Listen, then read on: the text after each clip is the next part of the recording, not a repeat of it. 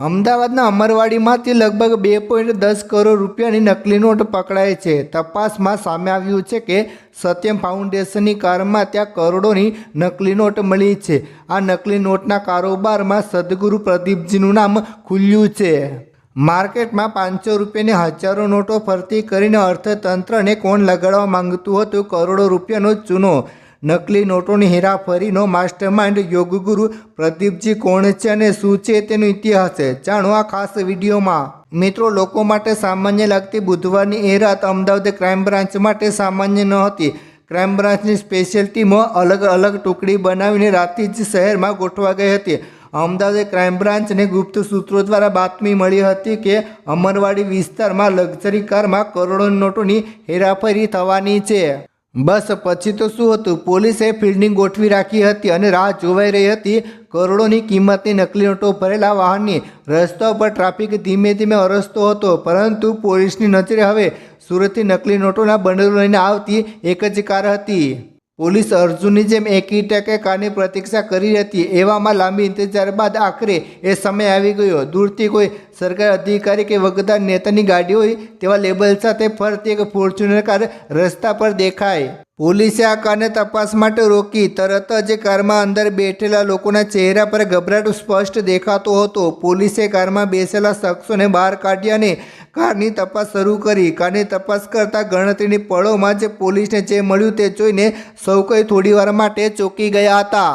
Luxury કારમાં bundle પર bundle ભરેલી 500 રૂપિયાની નોટો હતી। કુલ અંદાજે 2.10 કરોડ રૂપિયાની નોટોથી આખી ગાડી ભરેલી હતી। આ માત્ર કિસ્સો ન હતો, આ તો એક મોટા કૌભાંડનું દ્વાર હતું। તપાસ આગળ વધતા એક નામ સામે આવ્યું અને તે હતું સત્યમ યોગ ફાઉન્ડેશન।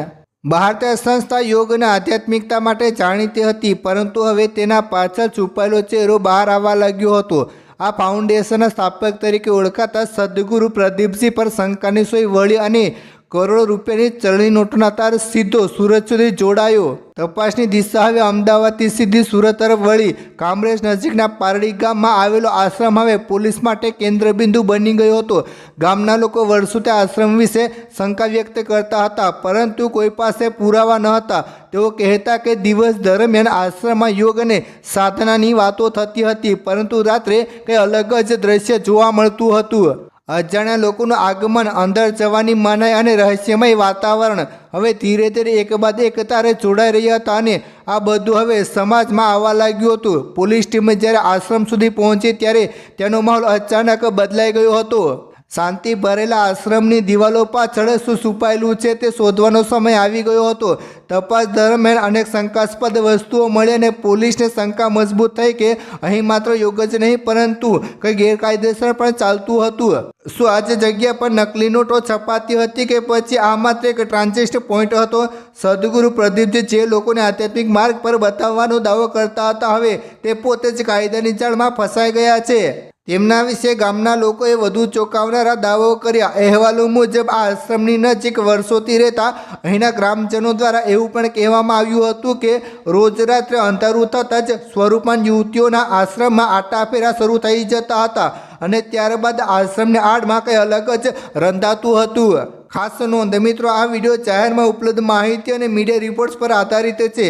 આમાં દર્શાવેલી માહિતી સંપૂર્ણ રીતે સત્ય હોય તે જરૂરી નથી। કોઈ વ્યક્તિ, સમાજ અથવા સમૂહને નિશાન બનાવવાનો ઉદ્દેશ્ય નથી। વ્યુઅર પોતાની સમજ પ્રમાણે માહિતીની પુષ્ટિ કરે।